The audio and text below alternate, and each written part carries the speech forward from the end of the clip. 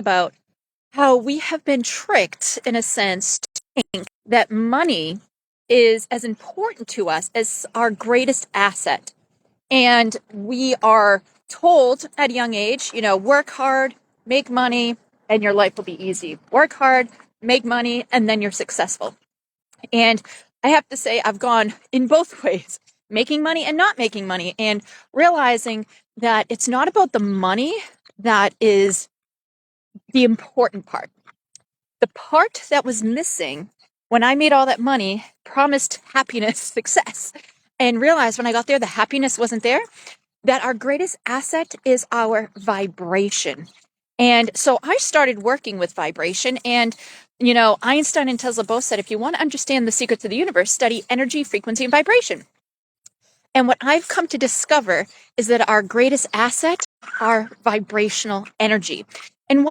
Well, it's because when we vibrate at a specific frequency, we attract to us the desires of our heart.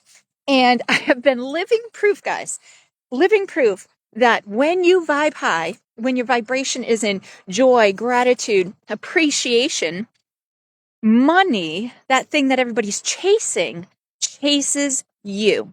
But if you're in a fear, lack, scarcity, pain, shame, guilt, grieving about money, painful situation, not having money, when we're in that vibration, it stays away from us. It's kind of like a friend. Look at, money as like a friend. If you are constantly saying, you're not good enough, I don't have enough from you, you don't ever give me enough, I need more from you, would you want to hang out with that friend? No, you'd be like, sorry, buddy, I don't need you. I will go with someone who appreciates me. So I want to challenge you, change your vibration in your thoughts, okay? When we start thinking of gratitude, whenever we're paying for something, I like to do this. I'll take, the money or the bill I get, and I'm grateful that I have the money to pay for that bill. And whenever I pay someone for personalized or for something personal, I'm so full of gratitude because like attracts like. What you send out will come back. So by living in gratitude, appreciation, joy, you're going to attract more of that to you. So if you're struggling, there's a reason why. It's your vibration. And everything in our life, believe it or not, this is not new age woo-woo stuff. This is scientifically proven through quantum physics, metaphysics, that when something's vibrating at a higher or anything, whatever you're vibrating at is what you receive. We are a projector of our vibrational frequency. Our body is energy vibrating at a specific frequency. Everything. There's energy vibrating at a specific frequency. Everything is. So we attract we don't get what we want, we get what we are vibrating at. So if you want to change the trajectory of how your life is going and you're not happy with it, sit in silence and look at what is it that I am attracting that I don't like. And then try to reverse engineer and see where it stems from. Many times it stems from trauma, childhood trauma, being told that money's hard to come by, money doesn't grow on trees.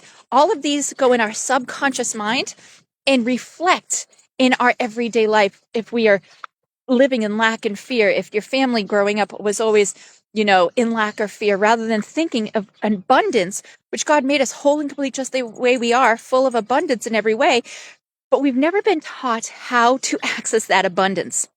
And I'm telling you right now, I've experienced it over the last 3 years where I have been studying this inside out, where I literally gave up my amazing 7-figure business and stopped working. Why? Because when I was making that money, I wasn't happy. I felt like I was not living to my true potential. I felt something was missing.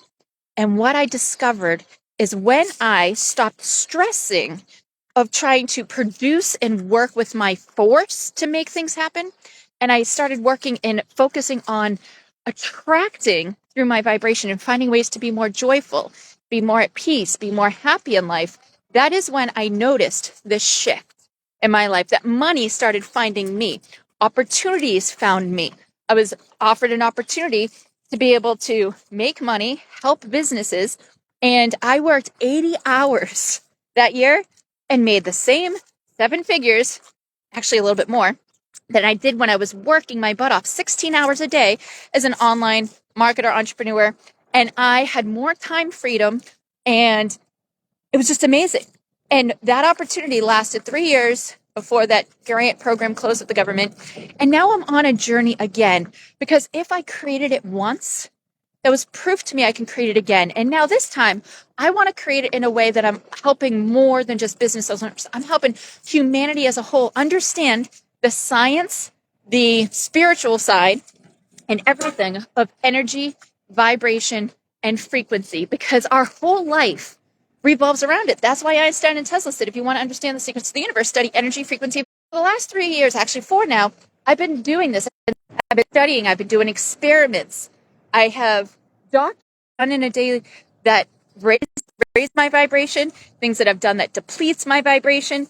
And one thing for me personally, I noticed is my food, what I eat, what I put in my body affects my vibration. When I'm eating healthy, raw, organic food, and I'm not trying to change anyone's diet, this is for me, this is what works best for me, is my biofield, which is the invisible life force energy that I have a machine that scans my fingers and can tell me how big it is in joules and how vibrant it is. And when I'm eating meat or processed food, it steals my life force energy, because my body needs more energy to break down that heavy, dense food. Where when it's raw and organic, it's of life, it's life-giving. And so doing little things, because they take, sorry, my phone keeps breaking up reception, takes in sound. Now, Dr. Emoto has done these experiments where he played music, and the ones that he played, Beethoven, Mozart, any classical music of that time, the water created these beautiful snowflakes. Then he played Elvis, Japanese pop and heavy metal, and it was all globuled and squares and very chaotic energy. Well, understand that our body is mostly water, so what we hear in our body affect, our whole being is affected, our mind, body, and soul. And so it's so important to watch what you're listening to. And it was funny, I was telling someone about this today at my BNI meeting, and he's like, wow, I listen to heavy metal. I never realized that, but looking at this, I might second guess and find some other good things to listen to. But also the words you speak to yourself. So he also did an experiment where he spoke words of love, gratitude, appreciation to this water. And then he did another one where he said words of like hate. I hate you. I despise you. You're worthless. And the water that was frozen then turned into these globules again, where it was chaotic energy. And you got to understand our thoughts. How many times do you speak life to yourself? Life and death is in the tongue. We have to be careful. When we speak negative words to someone, we're affecting them on a quantum level. And so many times when we fight and we don't watch our words. And my mother said the most profound thing to me when I was a child. She said, Kristen, keep your words soft and sweet in case someday you have to eat them. And that means so much, because if you don't keep your words kind, you're literally eating them. It's affecting your body. And we really have to understand that vibration is in the sound. Justice. So when you go about your day, think about how you show up for others, because also affecting you, they're not. Every has a frequency that emanates out into the quantum field. So that thought is permeating the field, whether it's of joy, gratitude, abundance, or pain, shame, guilt, or grief. It's affecting those in your proximity. And they've done studies of people that thought and felt gratitude. They had 1,000 people doing a meditation. This was in Chicago. And they were all sitting in heart coherence for a month. The crime rates went down, because every thought, every word spoken, every feeling felt affects the quantum field of the collective consciousness. The collective consciousness is what we all are connected to, the consciousness of all. So when we think positive thoughts, when we speak positive words, we're feeding the field positive energy, vibrating at that specific frequency. When we're speaking of hate, judgment, disgust, we're feeding the field that as well. And I know I don't want to eat that field, But we have to be watching our words and our actions and our guarding our heart, for everything we do flows from it. This is true. Our heart has an electric magnetic field that permeates outwards of 8 feet outside of our body, some people more. And when we come in contact with others, the highest resonance wins. We become resonance and trained by others' vibration. Have you ever sat with someone who's really depressed, negative, and they're just talking and you feel like you're exhausted? They're an energy vampire, and they may not even know it or try to, but it sucks your life force energy. It drains your internal battery. You know, people that speak abundance, you start resonating at that frequency and it starts becoming your reality. So it's so important that you watch your words, watch your thoughts, watch your emotions. And that doesn't mean don't feel your emotions and don't, experience those painful ones, but process them with grace. Don't be so hard on yourself if you're feeling sad or miserable. I'm going to be totally transparent. Yesterday, I had a tough day. I didn't go live. I was trying to do some filming. My microphone wasn't working. I had just done my hair and makeup. I was all ready. And I was so frustrated. I ripped up the next day and moved forward. Sometimes we need that rest. And we have to honor what our body wants. My body did not want to think anymore. And I woke up this morning with a solution. And that is the power of when we decide to be consciously aware of what we're permeating into the field. I did not want to put any more of that negative energy, so I went to bed. I shut down that energy so that way I wasn't affecting the collective consciousness in that way. But honestly, our greatest asset is our vibration.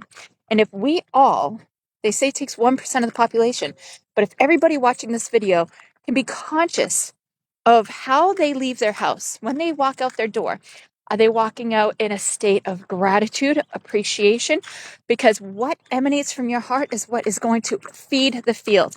And if you want to understand more information about feeding the field, I actually wrote a book on this, a Conscious Cliff Note, my series Conscious Cliff Notes, where you can go to consciouscliffnotes.com, consciouscliffnotes.com, and it'll bring you to my Amazon page, and Feeding the Field is in there, where it talks about exactly how to positively feed the field, what to watch out for when you're feeding the field, and tips and tricks on how to attract and manifest the desires of your heart through the field of consciousness, the quantum field. And it's such a powerful thing. When I discovered this, I actually discovered it as a child. And it was whenever I was happy and joyful, everything came up, Kristen. And my whole family, my whole life always said, Kristen, everything comes up for you. It's like you have a shooting star up your butt. But it was because I remembered this as a soul coming here to this earth.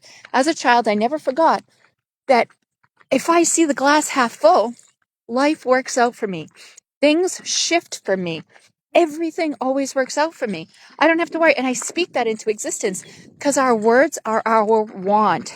I am able to do whatever I put my mind to. If you believe it, you can achieve it. And that is so powerful, where we forget our innate God-given power is through the word in our emotions. Our thoughts, our feelings, and our actions affect everybody. And if we start living like we're not separate, but we're all connected to this quantum field of intelligence, we can literally shift our planet from fear into love. So I challenge you today, when you step outside your door, think about how you're showing up for the world. Are you showing up as your best version of yourself? Are you treating everybody like they're Jesus? Or are you giving the finger to everybody going by?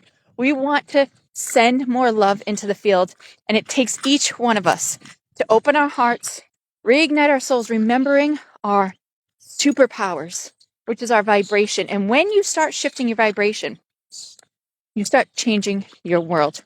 Change your mind, change your world. Your vibration changes your thought patterns. Your thought patterns change your reality, because we are literally projectors of our reality. People may call this new age woo-woo stuff. Try it, and until you experience it, once you experience it, you can never unknow it, because that becomes your reality. And I'm actually in the process of building out an app to teach all the stuff that I have done over my entire lifetime, because I've been doing this as a child, where I will be teaching easy, step by step. I like things easy, short and easy. Most people don't have time to, watch 3-hour videos. Like, I've dedicated the last 4 years of my life to watching 8-hour long videos, 4-hour long videos. I've done that every single day for at least 8 hours a day for the last 4 years. I have over 10,000 hours of studying in this one topic. So I'm going to be building out an app called Vibe Higher. So if you're interested in getting access to my free 7-day challenge on shifting your vibration to shift your reality, just type Vibe Higher. And when it's ready in the next few months, I'll make sure to reach out to you so that way you can access and do the challenge with us. So I hope you all have a blessed day, and I'll catch you later.